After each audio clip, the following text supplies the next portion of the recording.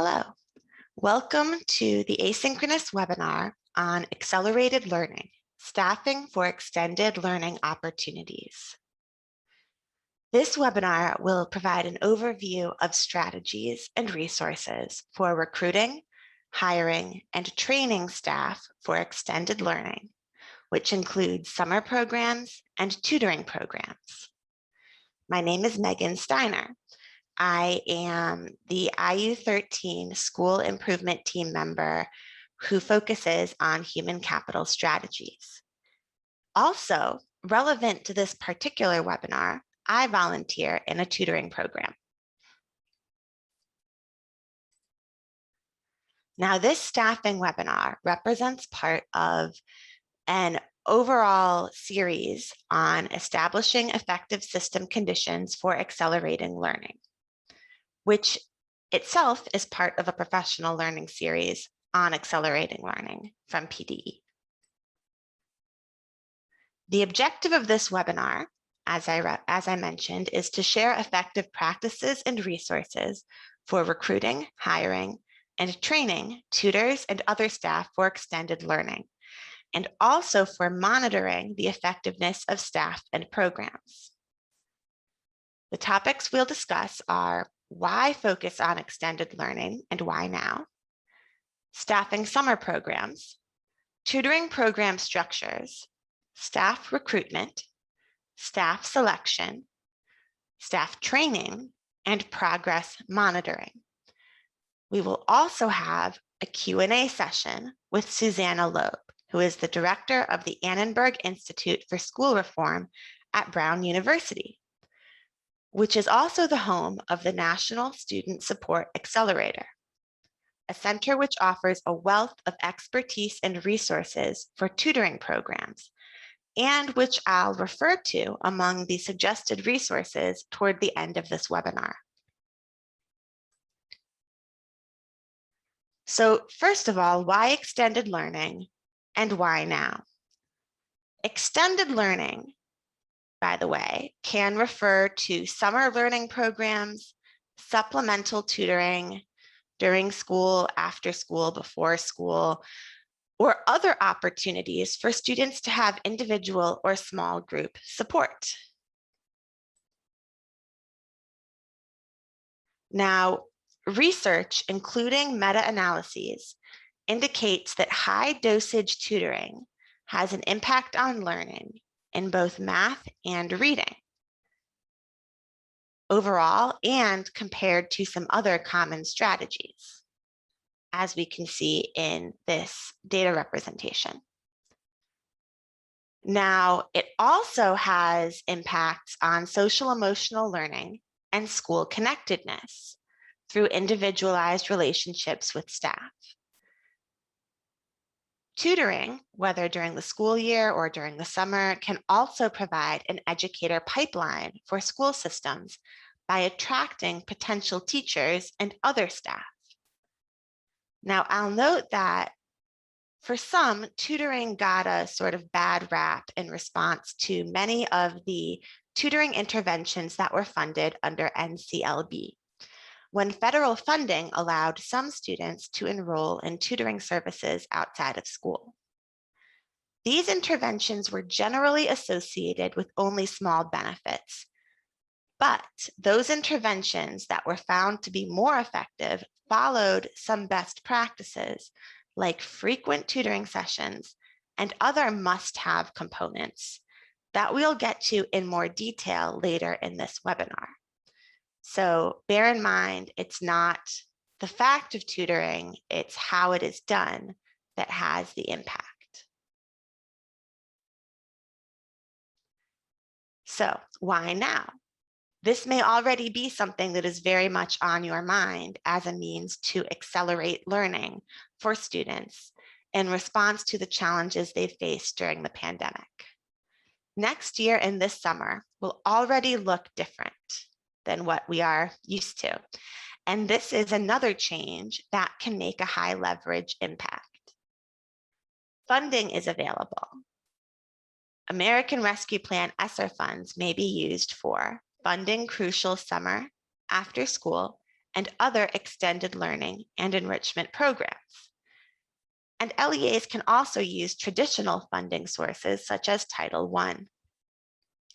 And the impact of high dosage tutoring makes it a cost-effective option for use of these funds.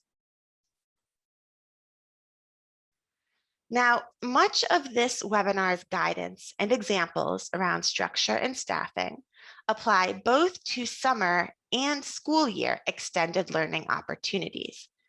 However, we'll first discuss here staffing approaches that are more specific to summer programs before getting into those that are applicable to summer and school year. So to attract students and staff and to support students' social emotional needs, school systems can plan summer programs that are more camp-like with physical activities, electives, college or career exploration, and other enrichment activities. Summer programs may also involve one-on-one or small group tutoring for all students, or for certain students, such as those performing below grade level. Now, when recruiting summer staff from within your current school system staff, schools may be concerned about teachers' reluctance to sign up for summer programs, particularly due to burnout over the past year. Some approaches are to have all staff complete a brief online survey during the school year, indicating interest in different summer roles. You can leverage teachers outside of core academic areas to provide academic support and/or enrichment, and also recruit non-teaching staff for enrichment activities and general program support. Those staff who are not salaried may be particularly interested.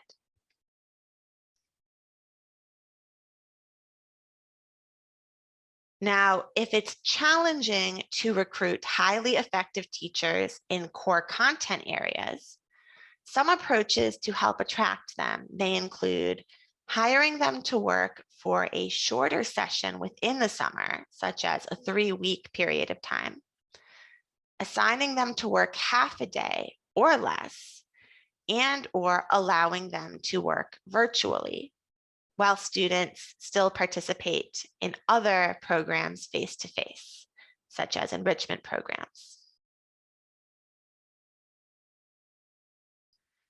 Now, you may also, in addition, be recruiting summer staff from your community, from those who do not currently work for your LEA.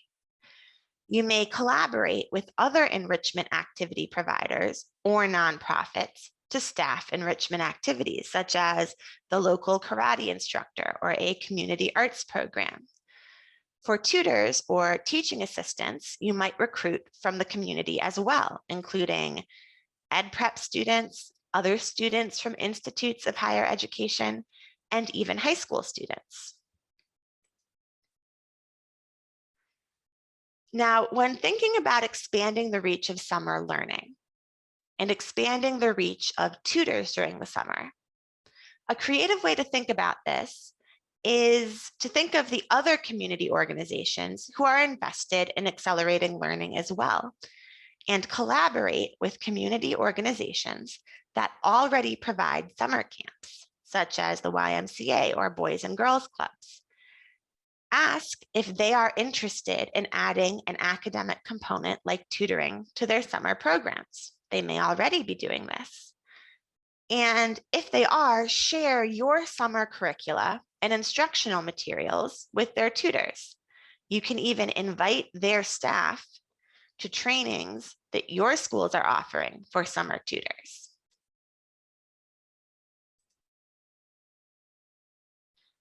Now, this webinar is primarily focused on staffing issues.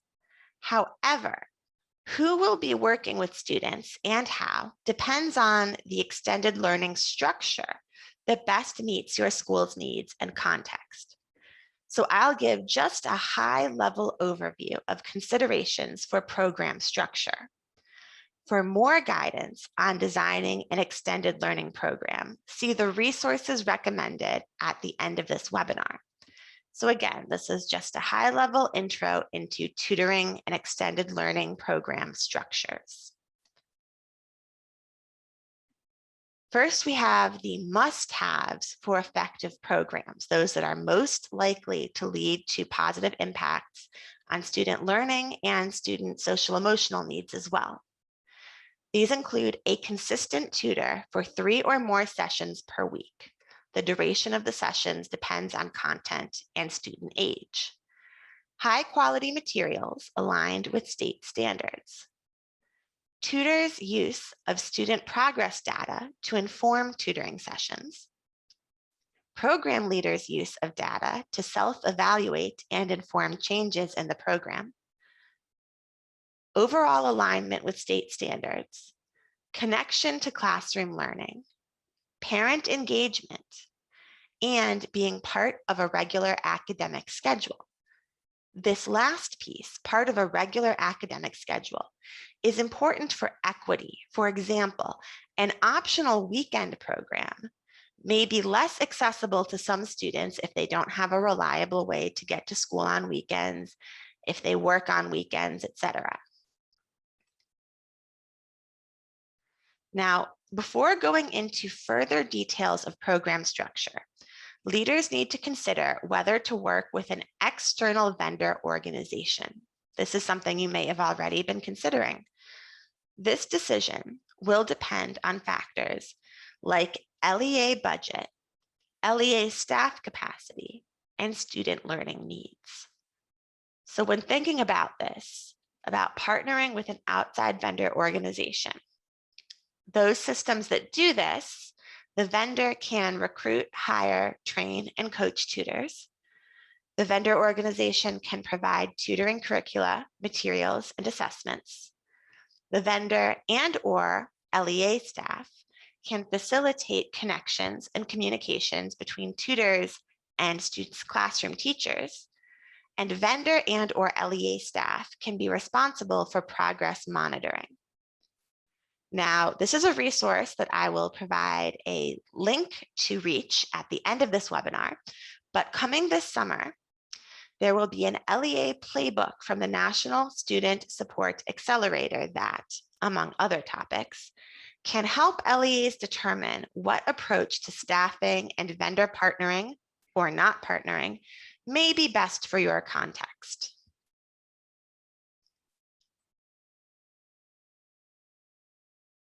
So the following overview is included just to provide examples of how the structure of extended learning programs will have implications for staffing decisions. So the when, the who, and the how of program structure. So when, that can be a bit of a logistical headache, determining when tutors and tutees are going to meet.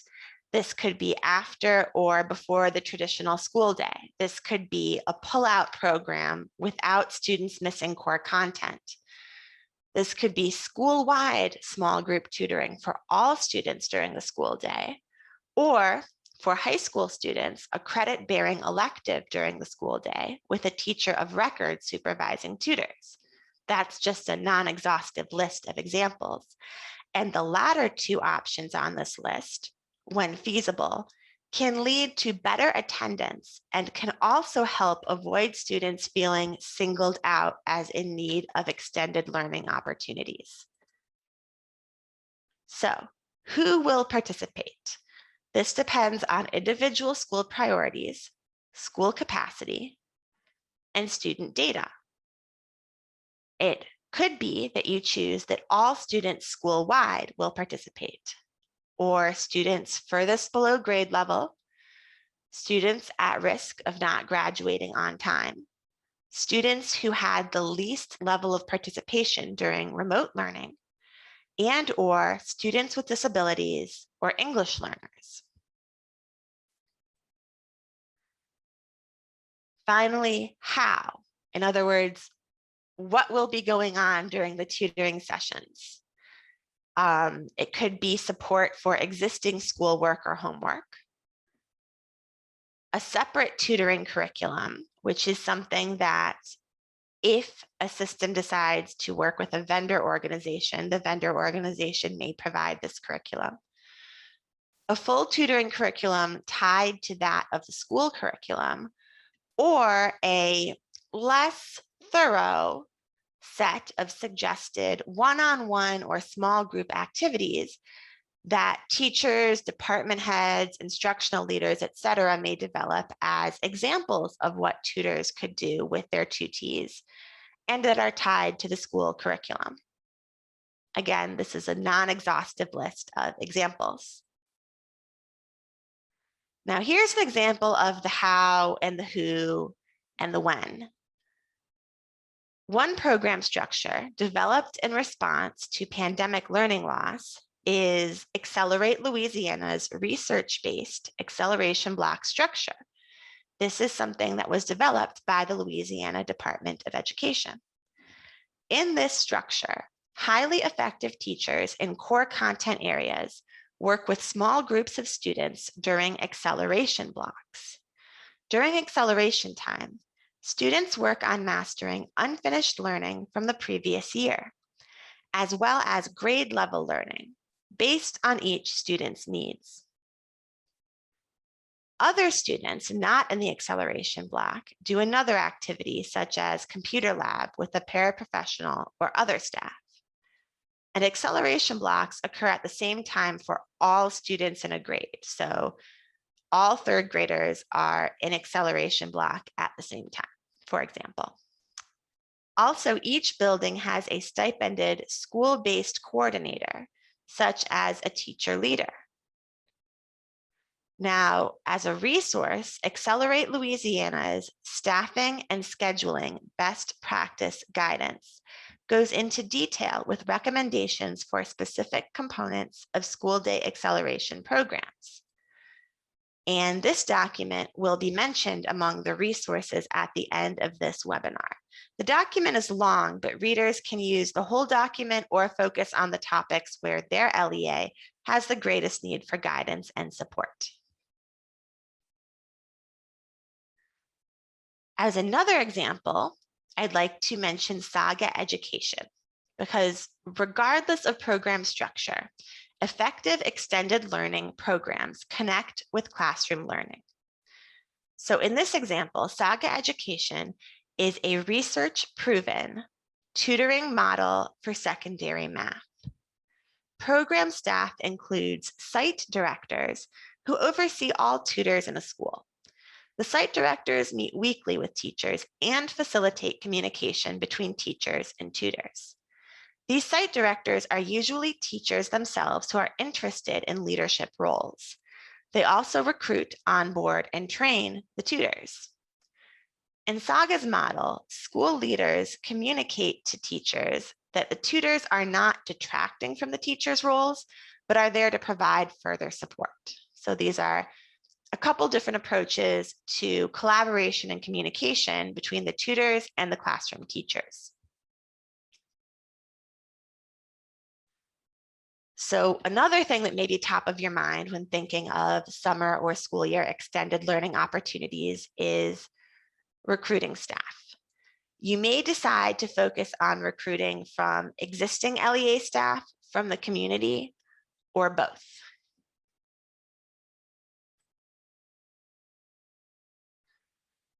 So who will you recruit as extended learning tutors? Some experts advise that the best sources of effective tutors are effective teachers in the relevant subject, which may include retired teachers, recent college graduates with relevant expertise, college students with relevant expertise, and paraprofessionals who are effectively trained and supervised. Of course, LEAs are often unable to fully staff programs with tutors from these aforementioned groups. A 2020 meta-analysis of tutoring research found that programs employing non-educators as tutors can still help students improve. Tutors with a range of backgrounds can be effective if they are trained, coached, and committed. When recruiting tutors with other roles and/or those from outside the LEA, Develop a strategic selection process to be addressed in the next section of this webinar. You will also need to determine how to differentiate pay based on qualifications and experience. But the ultimate bottom line here is, yes, it is great to be able to employ a math teacher or a recently retired math teacher as a math tutor. That cannot happen in 100% of cases. And the important thing is to focus on who is available and how will you recruit, select, and train them effectively.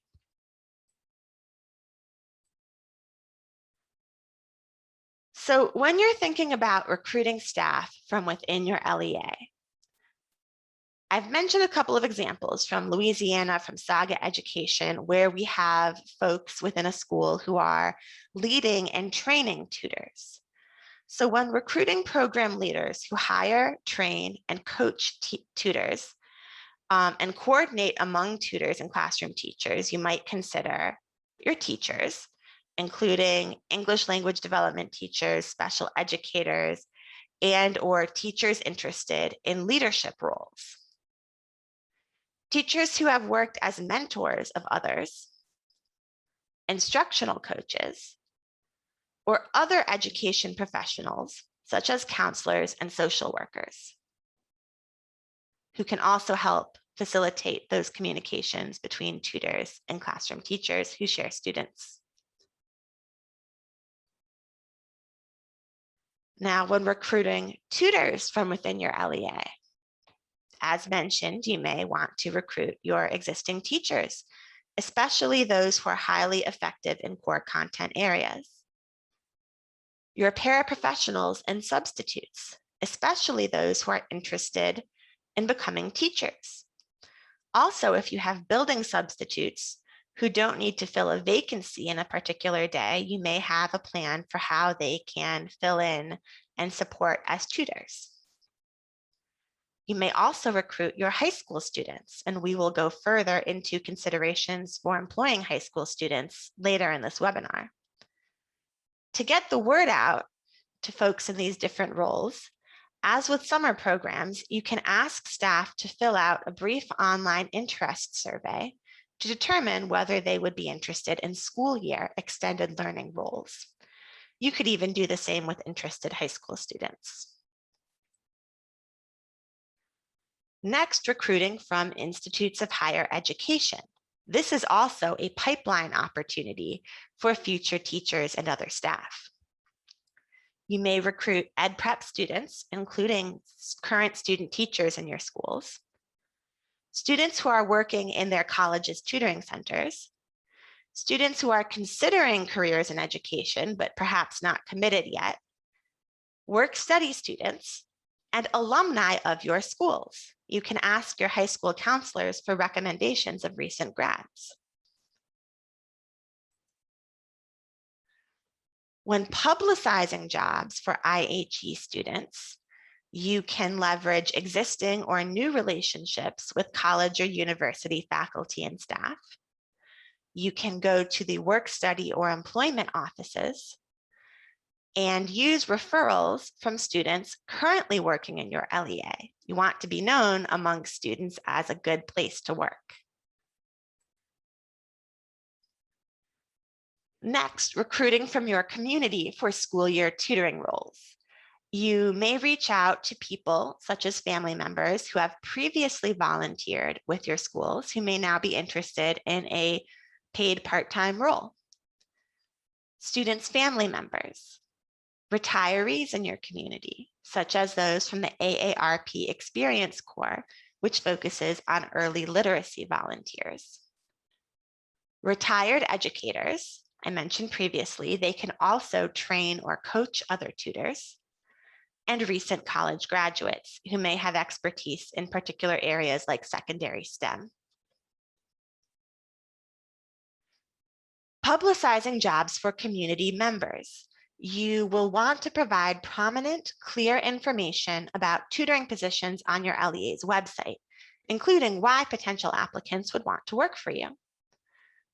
Social media and other popular job posting sites, community organizations, referrals from your current staff, and word of mouth through school families, even sending out flyers or messages to school families, encouraging them to refer folks they know who may be interested in these jobs. Now, some roles, such as secondary math, may be harder to staff with tutors who have the necessary foundation of content knowledge. So you may want to focus on current and retired teachers, college students or recent college grads with relevant expertise, or even remote tutors. Now, emerging research suggests the efficacy of virtual tutoring. And as an example, Reading Partners is a research-proven national nonprofit that recruits, trains, and supports volunteer early literacy tutors. Over the past year, most of their tutors have worked virtually. The program's Chief Regional Operations Officer, Susan Slater, advises that schools who use virtual tutors have another staff member, such as a paraprofessional, in the room with the students while they are on their computers. So the students are on the computers in the room with a staff member, but participating in a tutoring session virtually with a tutor who is elsewhere. This can help with supervising students and supporting logistics. Slater noted that virtual tutoring can be more challenging if tutors need to navigate complicated online platforms or instructional materials while tutoring. So if that will be a part of their experience, be sure to provide training.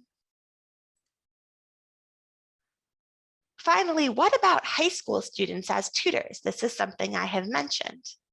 So if you decide to include high school students among your tutors, the person overseeing and leading these high school tutors will need to understand the developmental capabilities of the high school students and their younger tutees.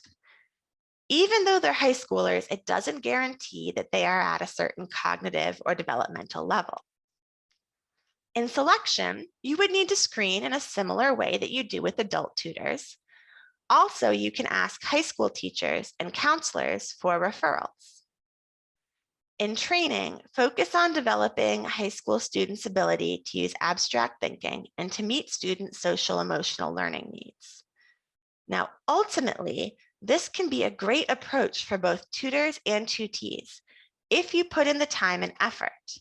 It has benefits. For example, high school students understand younger students' backgrounds, may already know them, and may have an easier time building relationships.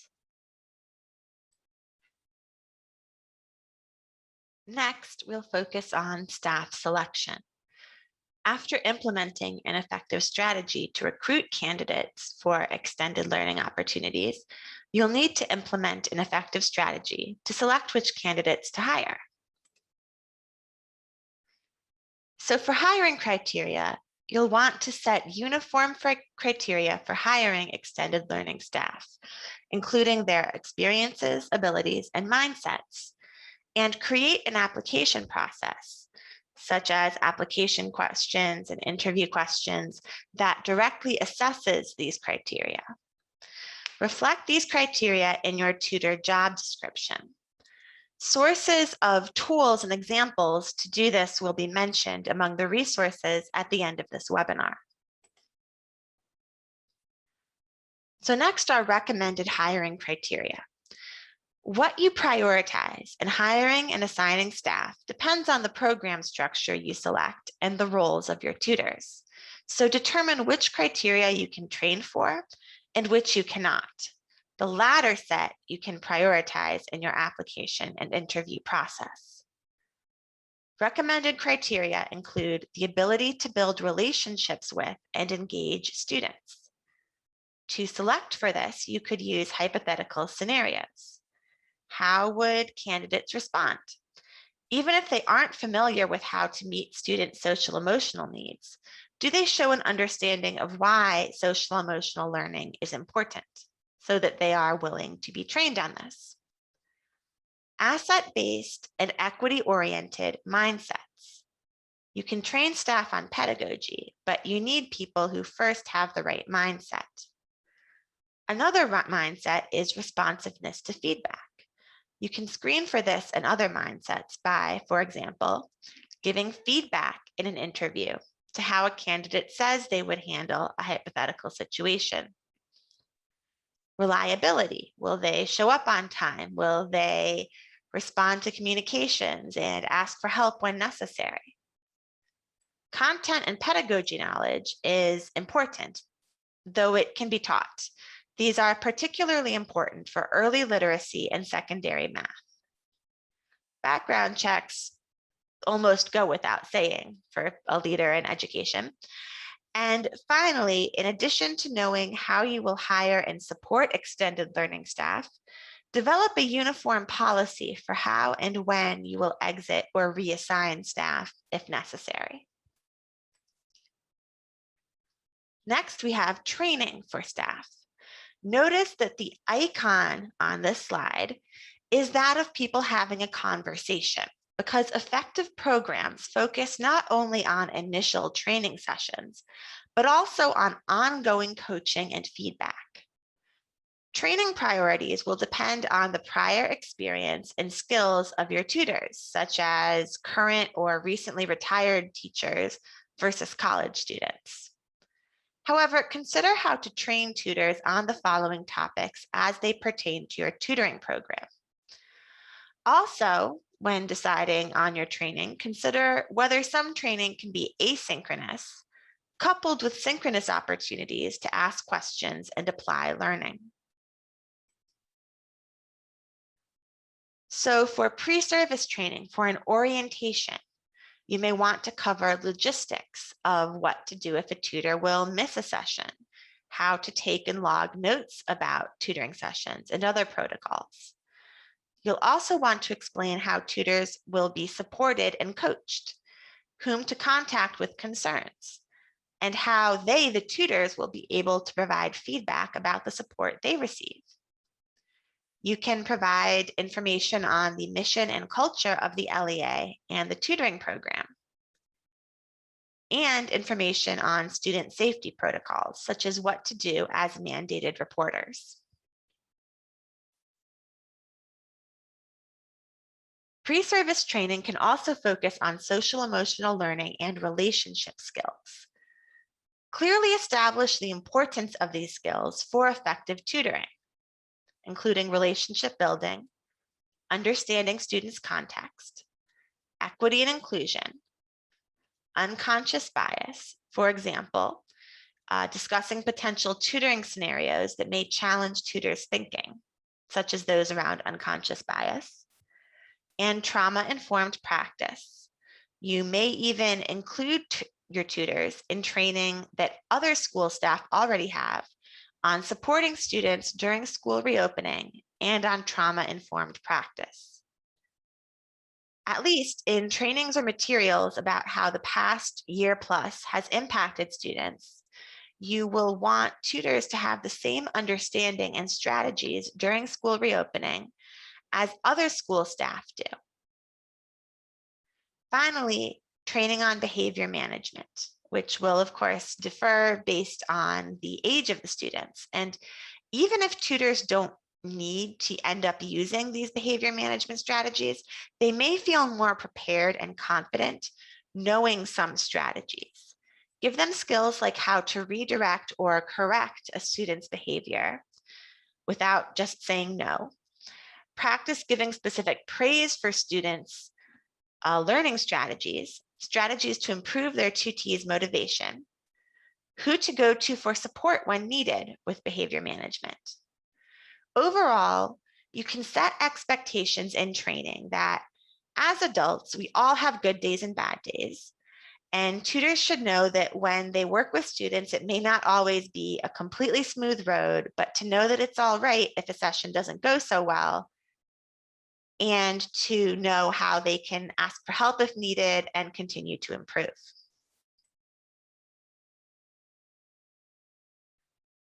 Next, pre-service training on pedagogy. As you'll note, social emotional learning and pedagogy skills for tutors overlap. These skills include how to use curriculum and instructional materials in tutoring sessions, effective pedagogy for individual or small group tutoring. For example, planning lessons if your program structure involves tutors doing their own lesson planning, or how to facilitate collaborative learning in a small group so that the students are working with and learning from one another if your program structure involves small group tutoring, and the importance of routines, both for academic and social emotional needs. As I mentioned, ongoing tutoring is very important for continued tutor and student improvement. This includes coaching from other teachers or other staff.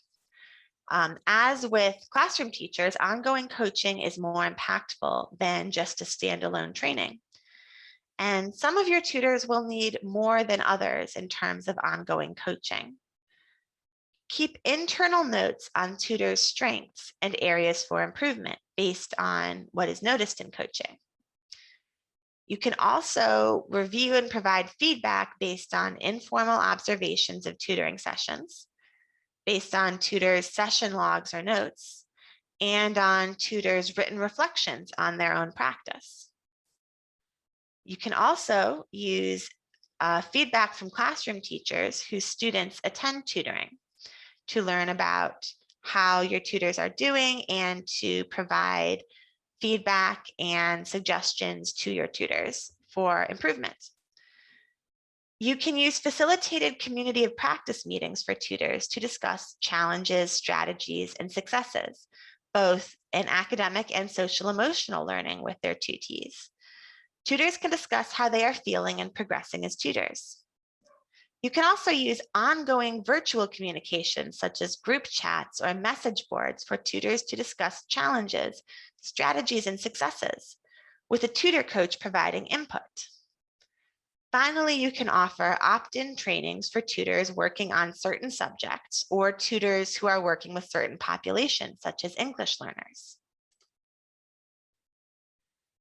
As another option, staff from institutes of higher education may provide tutor training to their students who work as tutors and/or to other tutors. As an example, Reading High School has partnered in the past year with Albright College to offer a tutoring center this semester. Many of the college tutors already had training as education majors, or from working in the college's own tutoring center, and/or from learning about intervention-based education. Albright's Dean of Pre-College and Summer Programs provided additional training for all tutors who were working with Reading High School students. This training included relationship building, questions to ask in a first meeting, and how to avoid judgment and bias. The tutors looked at the high school program of studies and identified which topics they would be able to tutor based on their existing knowledge. Finally, progress monitoring. After putting so much time and effort into the other components of developing and implementing extended learning opportunities, you'll certainly want to have a plan for knowing how well it's working. So, monitoring the effectiveness of staff. Ongoing coaching and feedback provide robust and consistent information about staff members' practice in tutoring students or in coordinating and training tutors. So you can use these notes from ongoing coaching and feedback. Also, in regular tutor community of practice meetings, you can have a set of questions that you ask to check in during each meeting and note any changes in the group responses to these sets of questions to track their progress. Leaders of the program can conduct regular, such as quarterly, progress meetings with program leaders. Leaders can collect and analyze feedback from tutors and tutees about the program structure, the level of support for tutors, the tutor-student relationships, and student confidence levels. Importantly, when you gather this feedback, let tutors and students know how you are acting on their feedback. This can lead to more frequent and thorough feedback in the future. Now, a toolkit will be mentioned at the end of this webinar from the National Student Support Accelerator that includes sample tutor and tutee survey items. Next, tracking student outcomes, the most important part. Program leaders can use individualized goals for each student to be measured by performance on classroom assignments or assessments. And classroom teachers themselves might set these goals for the individuals. Depending on the subject and age level, a program might use student progress on stages of literacy development. Programs can also look at individual and aggregated progress on benchmark and other assessments used in the school. So as an example, I mentioned the National Reading Partners program. Reading Partners tutors use a uniform online log to share notes on the session content and their students' progress. Program staff share these updates with the students' classroom teachers, and teachers also communicate about class content, progress, and strategies. The Reading Partners program has a data sharing agreement regarding classroom assessments, so tutors and program staff can learn more about students' in-class performance.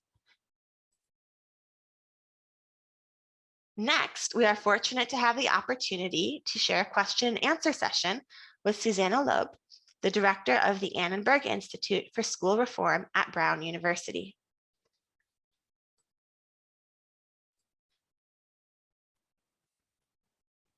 All right, hello. So thank you again for joining us for this Q&A.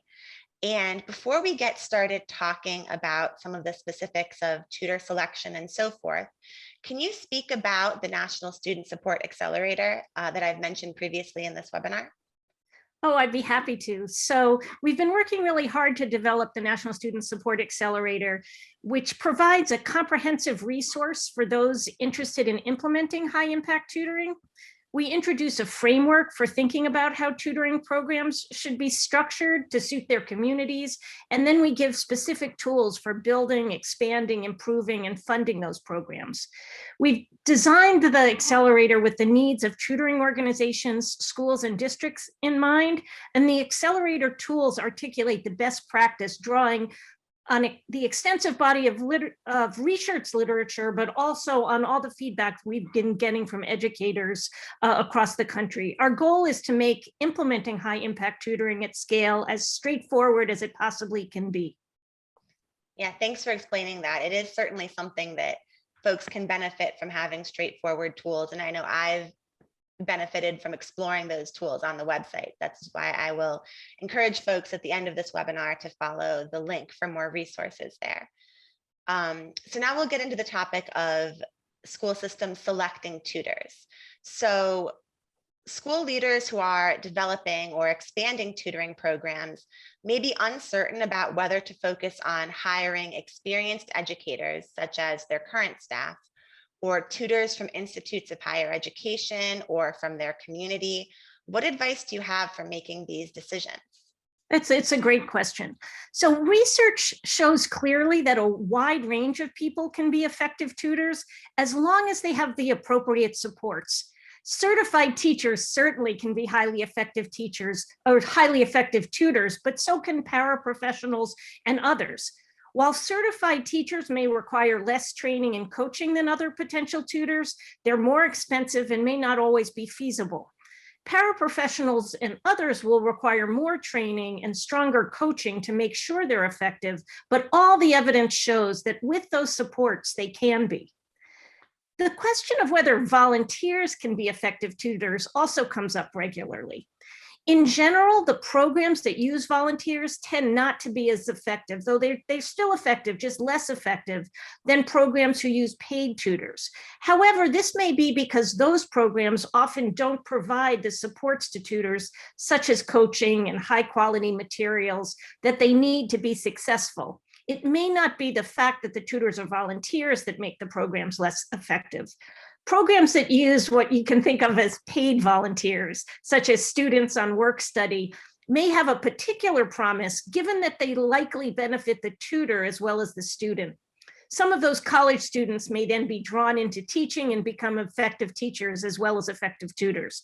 The real concern with volunteers is that they may not be as committed, so they may not show up all the time or stick around for the long run.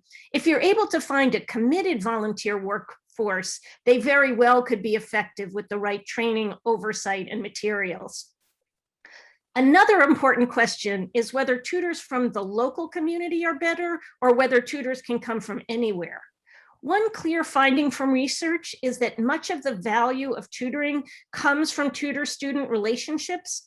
These relationships are often easier to build if the tutor shares a similar lived experience. Because of the benefit of this shared experience, I would preference local community members if all other things are equal. That being said, not all schools have access to enough local tutors, particularly local tutors with the content knowledge needed for teaching the more technical courses, such as high school math or science courses. So tutors from the community are ideal, but many tutors can be excellent, even if they don't come from the same community as the students. Finally, I think related to what I mentioned with volunteers, we have an opportunity to source tutors with an eye towards building the teacher pipeline. For example, universities may be good sources of potential tutors and may help develop a strong pool for future teachers. We've seen districts partner with universities to create programs in which tutors can earn credit towards graduation or their teaching certification. This approach may have some double benefits for now and then for the future. Got it. Yeah, thanks for mentioning that pipeline consideration as well, definitely. So when it comes to then having candidates apply, we sometimes see multi-step rigorous application processes for teachers or other educators. Tutoring programs will want to balance an application process that identifies the best candidates with a process that's not too long or complicated, or they might discourage candidates. What thoughts do you have on how to create an application process that works well for both the school system and the candidates? Yeah, that's a great point. I think it's true for everybody applying for jobs that you do want to make it easy to apply and have the process be welcoming. In thinking about a tutor application process, the first step is to clearly identify the skills you're looking for in tutors. Then you want to consider what skills you're going to hire for and what skills you're going to train for. The primary characteristics of effective tutors are the ability to engage with and help students learn. So that's one, is engaging with students, and then content knowledge. Content knowledge, with the exception of higher level math courses, is often easier to learn through training than the skills of engagement and supporting student learning. So I would think hard about how you would work to hire tutors who have those kind of engagement skills. Many successful tutoring organizations have a fairly simple application process that includes these 4 steps. There's an initial information gathering form with work history and several key questions, such as why are you interested in tutoring? And then, if necessary, a question to assess content knowledge. The goal here is to see whether the tutor has experience working with students, ideally the age group of students that the tutoring program will address. And then the content knowledge questions can be quite simple. For example, you might just ask a adding fractions question in math. It doesn't have to be a long assessment at all. So that's the first. The second step is a live or virtual interview that includes some follow-up questions and a mock tutoring session. Some tutoring organizations have the candidates submit a recorded mock tutoring session rather than going live. The goal, again, is to better understand how the students would engage how the tutor would engage students. Then you need a reference check and a background check. Those are the last 2. You'll always need a background check. We've seen this portion of the process handled centrally through the district or regional operations to streamline it. It's important, but often tedious and time consuming, particularly if you're doing it for the first time. Just to round out the larger question of how to ensure tutors are effective, after hiring, tutors should have pre-service training and ongoing coaching. Successful tutoring organizations have clear and consistent systems in place to assess the effectiveness of their tutors through student progress, and as well as student, teacher, or coach feedback. And programs use this information to target coaching to tutors' needs and to make effective personnel decisions. Yeah, thanks for mentioning the importance of all of those components. And you touched on, the different criteria that we would look for in a tutor. And some well-regarded tutoring programs mention that they particularly select tutors based on mindsets, like a growth mindset and an equity mindset, as these are harder to train for. How do you recommend that schools determine whether candidates have these mindsets? Yes, that's terrific. And that really relates to this ability to engage with students. Those attitudes and dispositions are what bring the magic to tutoring and are critical if the tutoring is going to be effective. In addition to a growth mindset and a true commitment to equity, tutors need skills in listening, relationship building, and understanding when and how to scaffold. As you mentioned, these skills are difficult to assess through a typical interview, but you still try. What we've seen work is the mock tutoring sessions, either included live in an interview or where the candidates send a video of them conducting a mock tutoring session. You can also get some indication of these important attitudes and skills from looking at what tutors have done in the past and whether their experiences demonstrate a commitment to students and to equity. None of these practices will completely mitigate the risk of hiring a tutor that may not be a good fit. And that's why the ongoing training and coaching, coupled with systems in place to assess tutor effectiveness, is so important. In fact, this ongoing support and oversight is likely more important than the initial selection or the training that happens prior to starting tutoring. These additional measures provide the support for tutor to grow and the transparency when it might not be a good fit, which will allow for easier transitions. So I think that you really do want to try to hire, but sometimes the information isn't so great. As you said, we don't want to make the application process so long and arduous that we don't get any tutors, but you have other opportunities to really build those skills and to identify those skills once the tutor is tutoring. Got it, thanks. So you've touched on skills and mindsets that we're looking for in a tutor. And also I've mentioned earlier in this webinar how LEAs can have staff coordinating the tutoring program. So staff who are training and coaching tutors, monitoring progress, and so forth. What should LEAs consider when deciding who should take on these leadership and training roles? So in terms of, the folks who are overseeing the tutors. Yes, so tutors really do need oversight, training, and coaching so that they can do their best for students. Tutors generally welcome these supports. Not surprisingly, good tutor supervisors have experienced tutoring and working with students. Experienced teachers can make terrific supervisors, and as can paraprofessionals and others who've been successful tutors.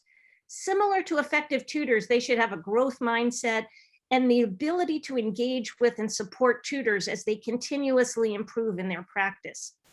LEA staff or outside tutoring partners can take on these supervisory leadership and training roles. The most important consideration is to ensure dedicated time to provide consistent coaching and progress monitoring. One of the more successful models of tutoring includes weekly coaching for each tutor. This approach requires a significant amount of time. If you want the tutoring to be effective for all students, it requires being able to identify tutors who need more support and provide that support. This supervision is a significant time-intensive part of effective tutoring. Supervisors can also help align tutoring with students' classroom experiences and provide information to tutors on students' needs by regularly meeting with classroom teachers for systematic feedback and information sharing. In summary, tutor supervisors with experience and an equity mindset are really a key component of high impact tutoring. Those are great points about the role of those staff, and especially making the connection between the tutors and the classroom as well. So now we've already talked about the importance of training tutors, but to get a little bit more specific with those questions, why will it be important for program leaders to train tutors on soft skills, like relationship building, equity, and understanding their students' contexts? Yeah, it's just like we were saying before, what we've seen is that the relationship drives much of the magic of tutoring.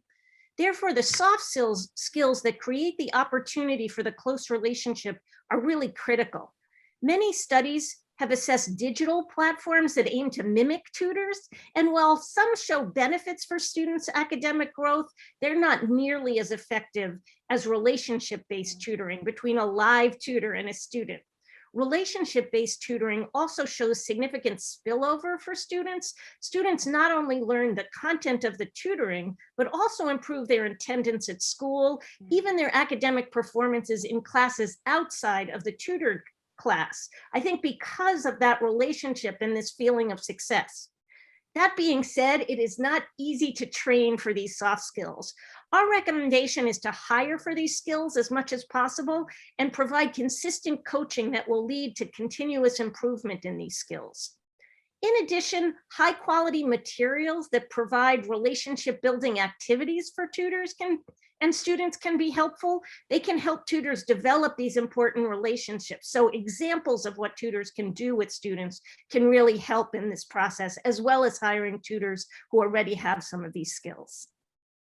And if I recall correctly, the National Student Support Accelerator site has examples of relationship building tools, activities, and so forth. Yes, we do. And Yeah. we're really trying to continually update so that we can provide more of those kinds of resources. Awesome. So for another question on training, how does effective training on behavior management and student engagement for tutors differ from the training on these topics that classroom teachers usually have? Yeah, so tutoring really is different than teaching.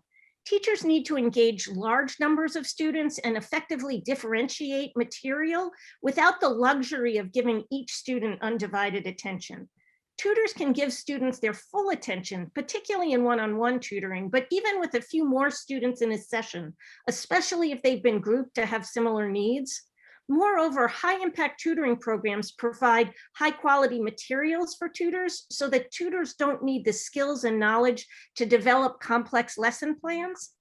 As a result, the training needed for tutors differs from high quality teacher professional development.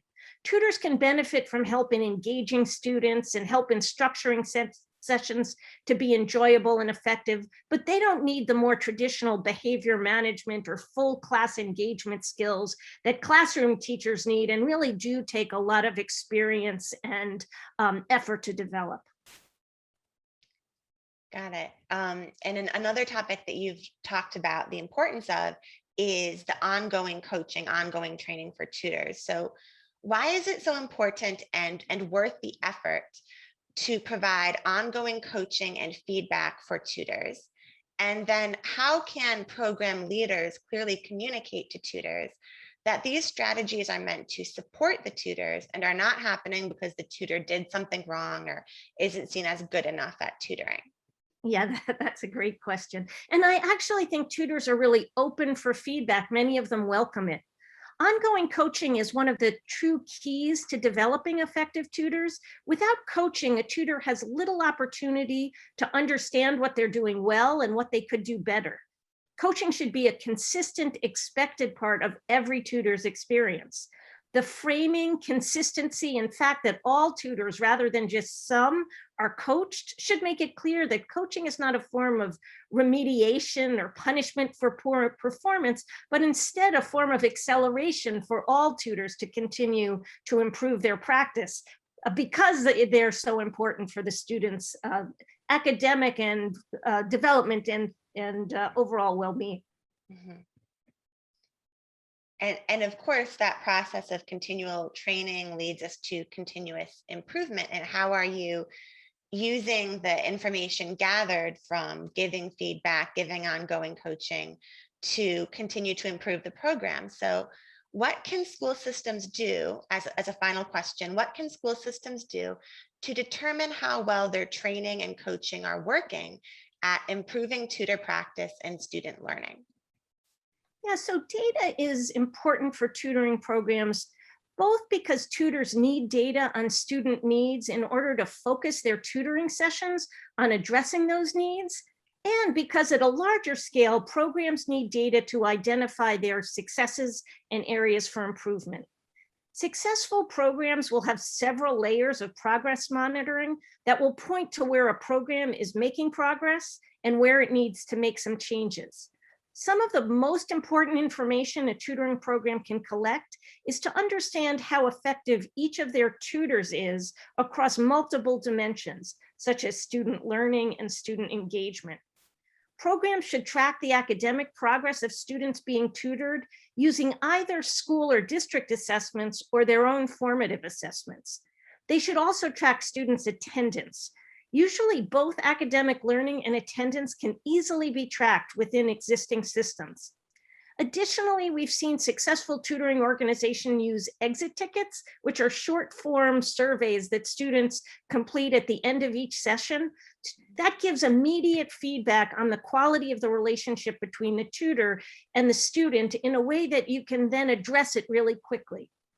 This information can be systematically tracked and shared with the student's teacher to inform future sessions, particularly some of the formative assessment and attendance data.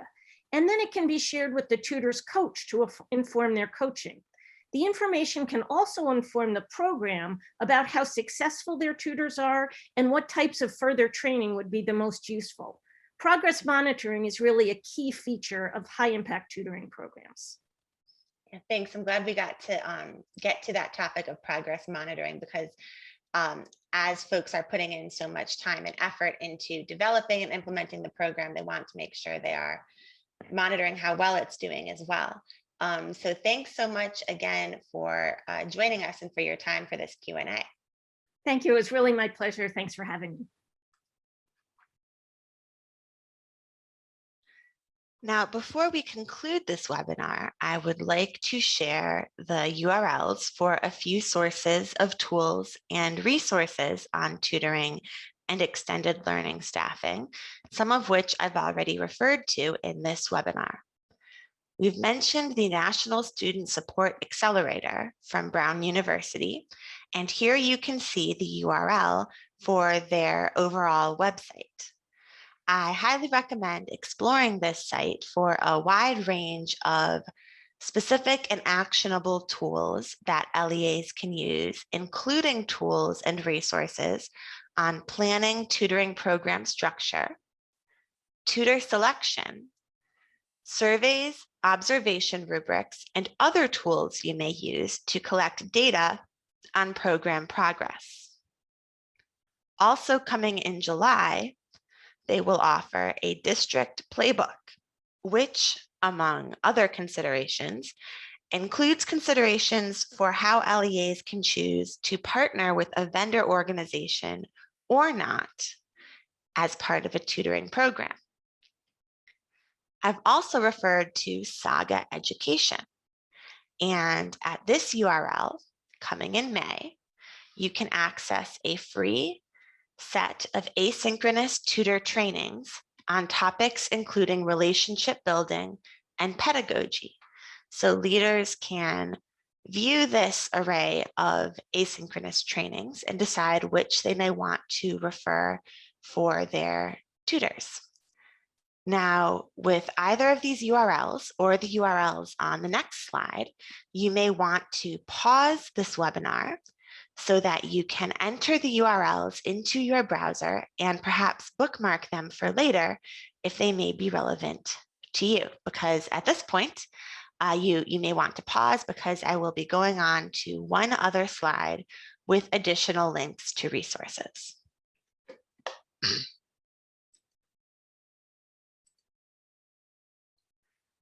A few other sources I've mentioned include Accelerate Louisiana. This URL will take you to detailed guidance for staffing and scheduling the acceleration block structure Louisiana is using. Even if you will not be using that specific structure, you may still find some information and guidance in this document that can be useful to your staffing and scheduling.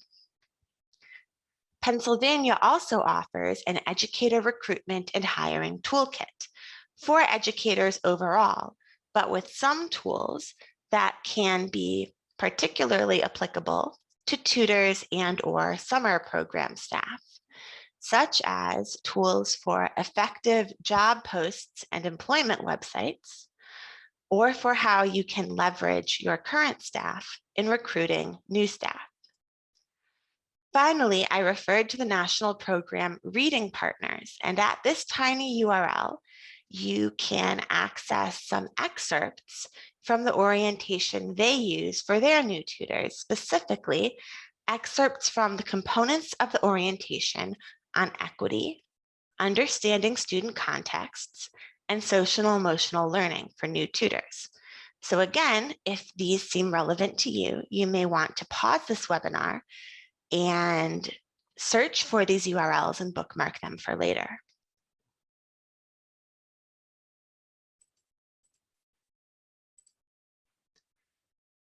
Before we get to the final slide, the attendance form, I just wanted to thank you for your participation in this asynchronous webinar.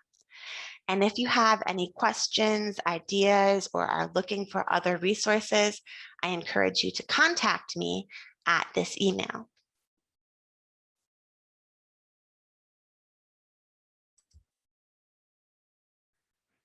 Finally, the required attendance form.